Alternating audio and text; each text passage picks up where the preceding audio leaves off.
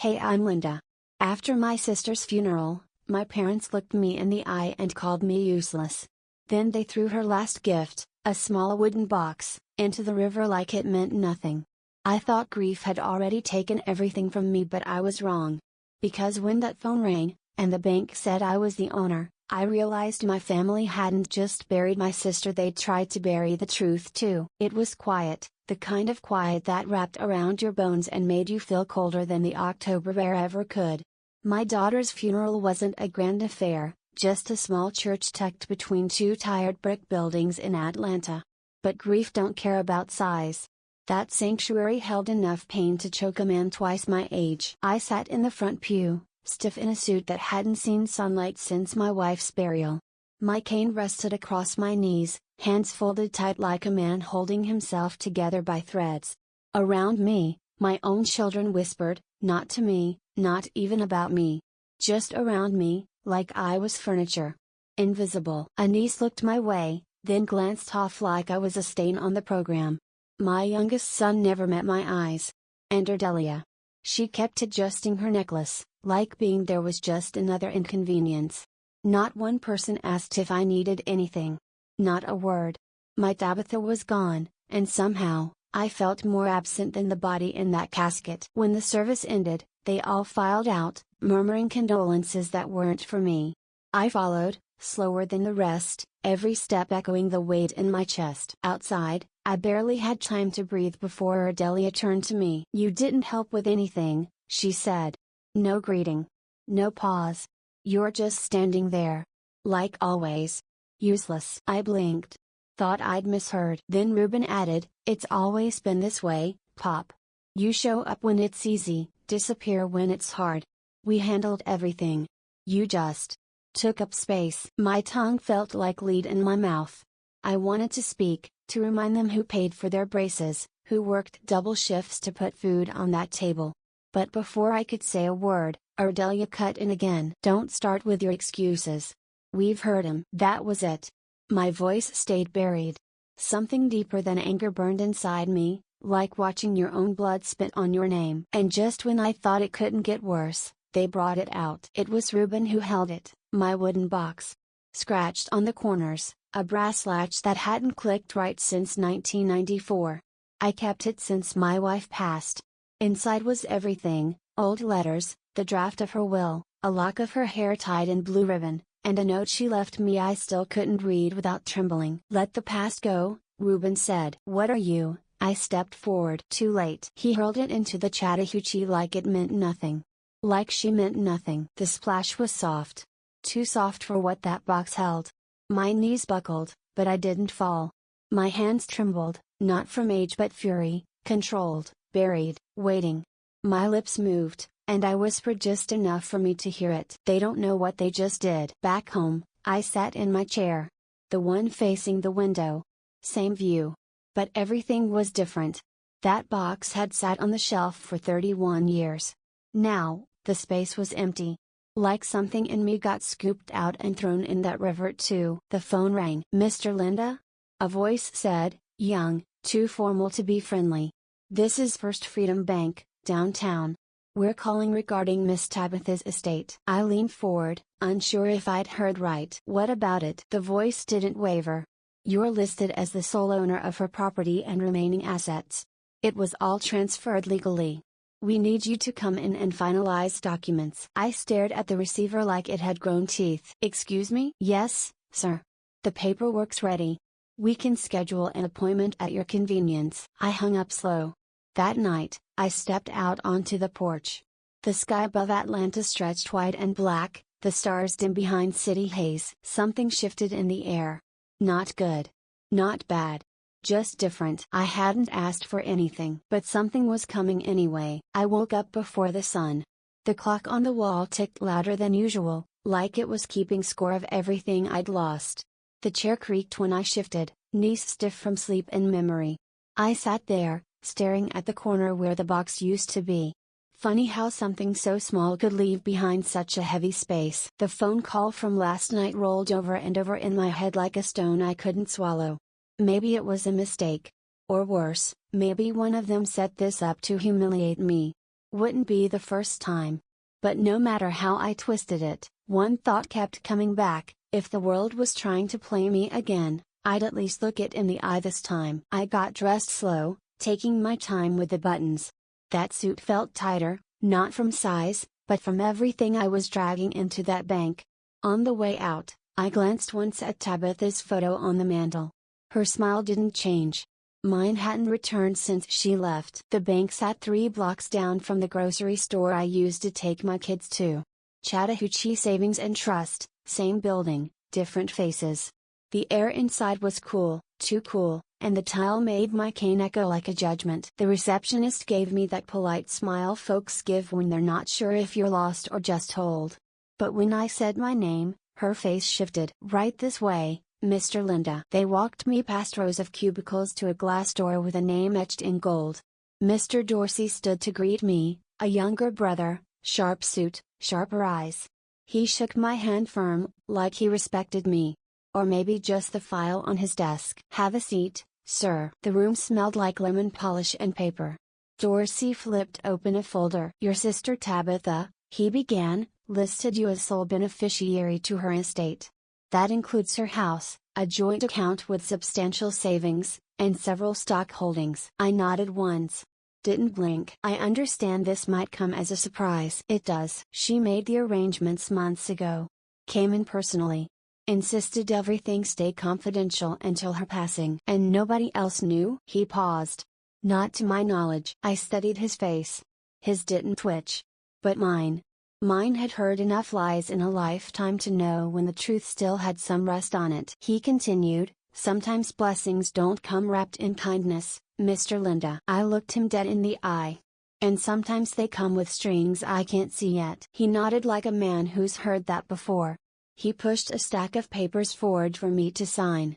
But what caught my attention wasn't the contracts, it was the envelope tucked under the folder, sealed in wax. "This," Dorsey said, tapping it gently, "was left for you by Miss Tabitha. Strict instructions, only to be opened by you. Alone." I didn't touch it. "Not yet." "You don't know what's in it?" He shook his head. "Not a word. She wouldn't say." I slid the envelope closer, but still didn't open it. It felt heavier than it looked. Not by weight, but by meaning. My hand rested on it for a moment. Cold. Still. As I drove home, the envelope sat beside me like it had a mind of its own. I didn't turn on the radio. I didn't need music to feel something. I passed the river, the same spot they threw my box into. I pulled over, stared at the water a while. Afternoon light danced on it like nothing had happened. But I knew better. Maybe the river didn't wash things away. Maybe it brought them back. Cleaner. I gripped the wheel tighter. My knuckles pale, my heart steady. That envelope might have held answers, but it also carried ghosts. I didn't rush. Back at the house, I boiled a cup of black coffee. No sugar. No cream. Just bitterness, pure and hot. I sat at the kitchen table, wood worn smooth by time and elbows. Laid the envelope flat in front of me. The seal cracked with a soft snap. Inside were 3 things. First, a property deed, signed and notarized. Second, a letter, folded crisp but yellowed at the edges. Third, a photo I hadn't seen in decades. Tabitha. And my wife. Smiling. Together. Like they knew something I didn't. My hands trembled, not from age this time. I opened the letter. It began, "If you're reading this, I finally did what you never could, tell the truth." My fingers froze midair. My past wasn't buried. She'd been digging it up for me all along. Rain tapped against the window. The dark room smelled faintly of old wood and dust. I sat at the kitchen table with a single lamp lit, the envelope from the bank in front of me. I broke the seal, unfolded the letter. The paper was yellowed at the edges, Tabitha's cursive elegant, her voice alive in ink. She began with gentle words, "My dearest father, I hope this letter finds you in peace." Her tone felt like home. Then it twisted. She confessed discovering something hidden in our family finances, money shifted, assets conspired. She wrote that our parents used my name to conceal illegal transfers from her funds. They blamed me later for being useless when confronted with suspicion. That admission struck me like lightning. She went on, she confronted them once, asking about a deed and a bank account. She was told, family business stays buried. She felt trapped by loyalty and fear. She hid documents legally under my name, just enough to protect both of us, in case someone tried to bury the truth after she was gone. Her betrayal and her burden together weighed heavy. A photograph fell from between the pages. It showed Tabitha and my late wife standing together in front of an old farmhouse, my father looming behind, expression unreadable. Written on the back, "He made us pose that day, before he signed it all away." The truth hit me, the land deed I believed was ours had been forged under his authority years ago. They painted me as the failure so that their comfort would never be threatened. I paced the room, the letter in one hand, the photo in the other. Memories pressed forward, my father's words, "A real man keeps his head down." I swallowed that mantra for decades. But now the words choked me. Maybe keeping my head down was how I lost everything above it, my dignity, my peace. I looked around that empty house, walls once full of life now silent. I had believed silence was my protection. It was my prison. I folded the letter carefully, placed it in a small metal tin, and slid it under the floorboard beneath the old rug, just like Tabitha did with her secret. My fingers trembled. I whispered, "Your secret's safe, Tabitha. But I won't let them sleep easy anymore." The rain outside grew louder. In the hush that followed, headlights cut across the window. Through the blinds I saw a figure in the rain, my eldest son, holding something I'm not yet ready to see. Sunday evening rolled in quiet, like it knew something was about to break. I didn't light the living room lamp right away. I let the dimming sun cast long shadows across the floor while I sat in my father's old chair. The same one he used to sit in while telling me what a man should be. Now it was my seat. Mine, and nobody else's. I called for them. Told Adelia and Cassius to come by. Talia too, Tabitha's closest friend. She didn't say much, but I needed someone in the room who didn't tell me anything. Someone who wouldn't flinch if things got loud. They came. No smiles. No small talk. Just footsteps, tension, and that smell of old dust and old lies. I looked at both of them and held out the letter. "No games." "Why was my name used?" I asked. My voice was steady, but my fingers gripped the armrest. "Why was I blamed all these years?" Adelia blinked, her mouth opening slightly like she'd just been slapped. Cassius crossed his arms, face tight like always. "I don't know what you're talking about," Adelia said. "Too quick. Too clean." Cassius didn't flinch. "Maybe you should ask yourself that, old man. Maybe you liked the cover it gave you." The heat rose up my spine, but I swallowed it down. "Don't play that with me," I said. "Not here. Not today." Adelia glanced at the envelope. Her hands shook, just a little. Then she looked at Cassius. "That's when it cracked," she whispered. "I signed papers. Years ago. They told me it was just to settle some accounts. Dad," her voice broke, "I didn't know what it really was." I leaned forward. "Who told you?" She didn't say it right away. But her eyes went to Cassius. He exploded. "Don't you dare put this on me. You were right there. You knew what would happen if we didn't handle it." "You forced me," she snapped. "You put the papers in front of me, and you said if I didn't sign, the family would fall apart." That room boiled. Talia shifted in her seat but didn't speak.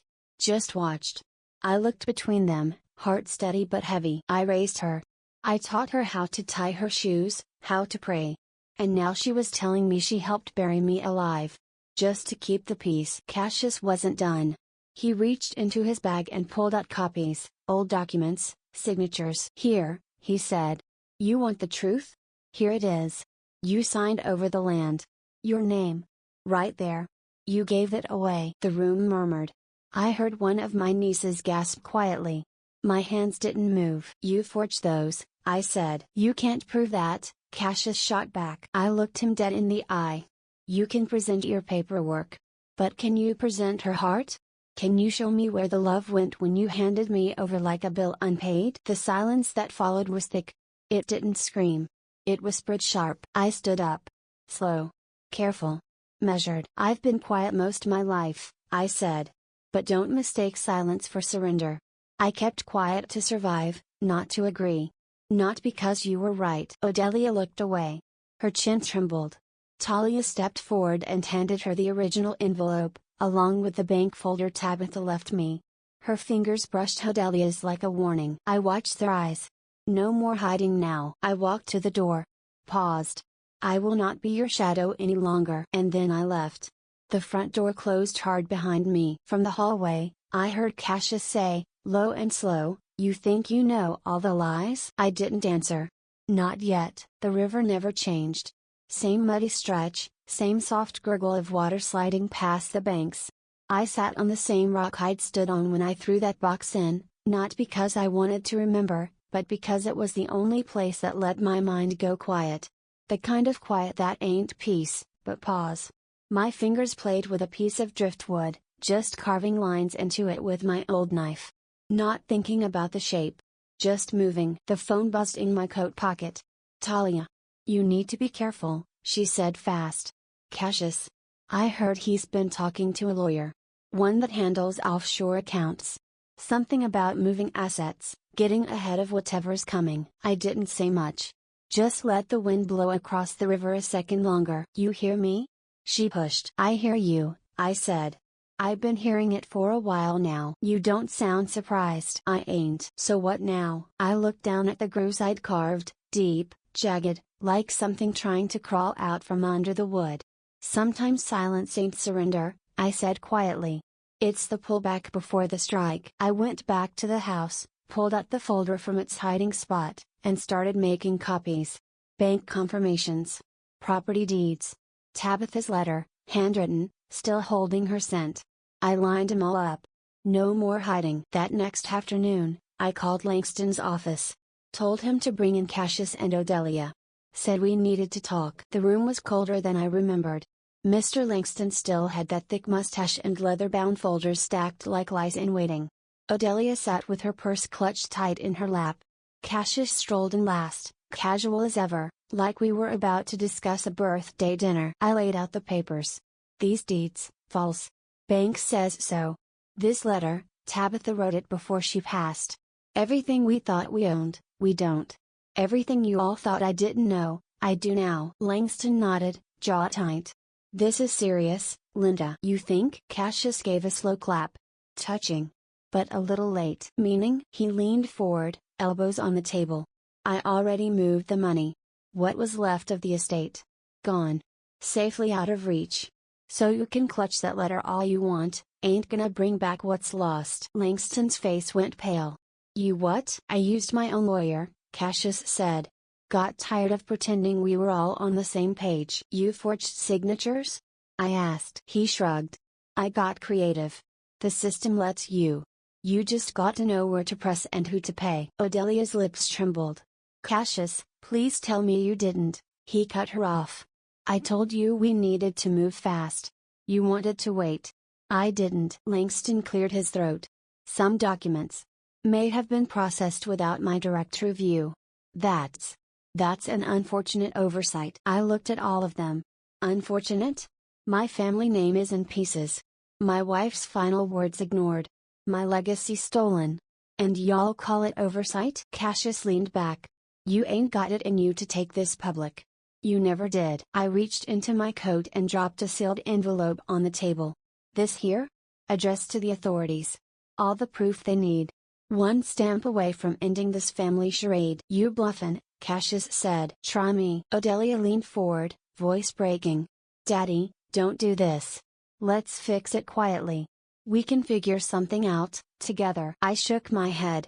Together is how y'all buried me. The room fell into silence. I stood. This is your last chance to make it right before this goes where you can't control it. They said nothing. Just watched as I walked out. Rain had started falling by the time I reached the street. Heavy, slow, like the sky was tired too. Thunder echoed as I walked, past old stores, under flickering streetlights. Atlanta felt different, bigger, colder. I thought about Tabitha. Her voice came back to me like a breeze under the storm. If you want peace, you have to be willing to lose comfort first. I never understood that till now. I reached a red mailbox near the bus stop. Pulled out the envelope. Held it in my hand. One move. That's all it would take. But I didn't drop it in. Not yet. One more day, I whispered. He pushes again. The whole truth burns with him. Back home, the porch light flickered as I stepped under the awning. The rain had slowed. Just enough to make the air thick. Something was on the steps. Small. Wrapped in brown paper. No name. No return. I bent down, picked it up, opened it inside. Her watch. Tabitha's. The one I gave her on our 20th anniversary. Still had the crack on the glass from when she dropped it on the church steps. And a note. Some things don't stay buried. Some clocks don't tick for everyone. I stared at the handwriting. I knew it. The tilt. The pressure. Cassius. He was sending me a message. Saying, I see you. Saying, you try me, I'll try back. I stood there for a while, just listening to the ticking that wasn't there. The watch was still. But inside me? Something was moving. I turned off the porch light. Locked the door. They really want to wake the side of me I buried, I said into the dark. And this time, I meant it. I couldn't sleep. The wristwatch lay on my dresser, glass cracked, frozen hands mocking me every hour. Beside it, the note someone slipped in, some clocks don't tick for everyone. I lay awake in the dark, listening to silence more than anything. It pressed in. When I finally gave up, I slid out of bed, went to the floorboard under the rug, lifted it, and pulled out Tabitha's letter and photo. Her words rang in my mind, truth is a risk worth taking. I traced the script with a finger, touched edges worn thin by time. The house was quiet then, too quiet. A knock broke it. Soft. Hesitant. Not 3 sharp hits, just one, then another. Heart pounding, I moved to the door, peered through the peephole. No one. The porch empty. Shadows shifting. I backed away slowly, locked the door, and sat at the table, sheet of paper in hand, mind racing. Later, lights appeared outside the window, car headlights. Then the doorbell. I opened it. Talia stood there, soaked, trembling. In her hand, a recorder. She looked straight at me. I'm sorry, she said. I had to come. My voice caught. What's going on? She stepped inside. I recorded them, Cassius, Odelia. I knew you needed proof. She pressed play. Static first, and then Cassius's voice, when Pop is out of the picture, everything is ours. My breath froze. Words I never expected to hear, spoken so plainly. The room spun. Talia's eyes welled. I heard them plotting. They spoke about removing liabilities. I was scared, but I kept recording. I looked at her hard. You want me to believe that? She nodded. Yes. I leaned forward. Stop playback. She hesitated, almost pressed again. No, let me finish. I closed my eyes. When I opened them, I nodded. Play. Her finger depressed the button. Odelia's soft voice joined. You're going too far. Then Cassius again, he's a liability. Erase him, and no one asks questions. I felt tears behind my eyes. I swallowed. They tasted bitter, like betrayal. She trusted me with truth when I couldn't even trust myself, I whispered. Then, bring Cassius and Odelia here. She looked at me. Are you serious? I nodded. Now. Minutes passed. The storm outside rumbled with tension. Then their car. Cassius entered first, arrogant, smirk on his face.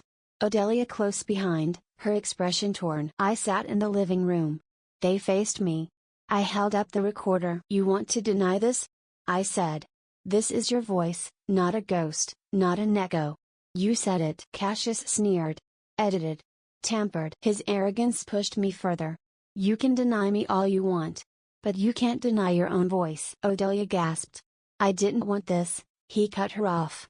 You're part of it. She sank to the floor, crying. Talia approached her gently.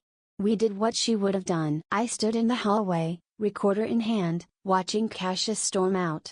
The door slammed behind him. I picked up Tabitha's photo from the mantel.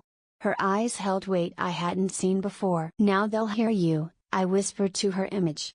And they'll have to answer. From the recorder, a soft ping. A message appeared, unknown number, 11:11 p.m. yesterday. I pressed play. The voice wasn't hers. But the words were something meant for me. Midday sun filtered through the kitchen window, slanting across the table where I sat with a steaming mug of coffee. I stared at that cup, letting its warmth anchor me. I thought of Tabitha as a child, how she always had my back, how she'd challenged me when I doubted myself. That memory steadied me. Outside, a car horn cut the quiet. I looked up. Cassius sat in his truck, staring at me. He exited without knocking. I stood, heart tight, and stepped outside. He walked up, eyes cold. "Give me that envelope," he demanded, nodding toward my coat. I remained standing. "No." The air crackled. He interrupted, "You think you can hide what's coming? I want that envelope." I crossed my arms. "It's not yours." He launched into a verbal assault, accusing me of tampering with documents, calling me delusional, claiming I was trying to steal their birthright. Neighbors glimpsed from behind curtains. Voices drifted outside. He held something in his hand, a device. He pressed a button. A voice played, not mine, but twisted. My words rearranged so I sounded violent, deranged. A doctored recording. My stomach dropped. "You did this?" I asked. Cassius smirked. "They believe what they hear." Talia stepped forward. "No. That tape is a lie. It's been altered." Gasps from neighbors. Odelia's face blanched. Cassius's next move was sharp. He pulled out a legal document. "You're out of control," he said. "I filed for a temporary injunction. Due to mental incapacity, you cannot manage these assets." Odelia gasped, stunned. She covered her mouth, eyes filled with shame. I demanded to see the motion. He shook his head. "It's sealed. Not for your eyes yet." A dark trick. He'd planned ahead. For a moment, despair crept in. He'd moved faster than I realized. I felt exposed, vulnerable. But anger flared in my blood. I grabbed Talia's hand and pulled her to the study. "They use lies. We use truth." I recited Tabitha's letter, every line, every name. Talia stood beside me, holding a second recorder.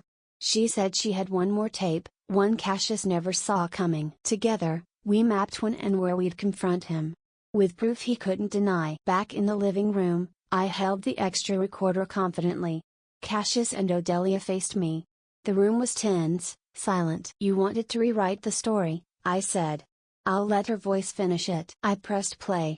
The voice that followed, Cassius's own voice, confessing to forging documents, admitting manipulation. Silence pressed in so thick you could hear hearts. I looked at him.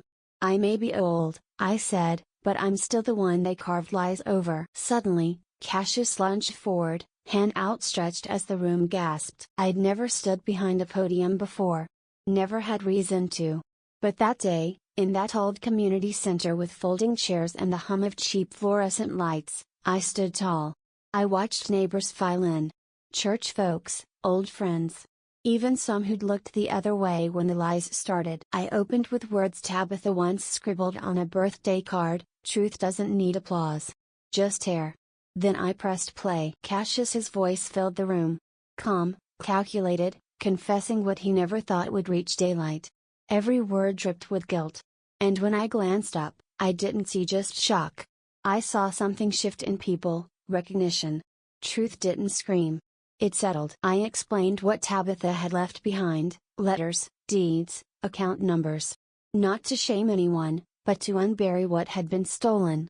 If my sister trusted me with her truth, I said, who am I to hide it now? That's when Cassius stood. "This is nothing but a circus," he snapped. "You turned a private matter into a sideshow." His voice cut through the quiet, angry and flailing. "You're using grief to get sympathy. This isn't justice. It's performance." Some folks in the back murmured. He held up a document. "Here," he said. "Sign court order. She gave up that land years ago." I looked straight at him. "I never signed that." While I was changing Tabitha's dressings, someone was changing ink on paper. People looked to me, then back to him.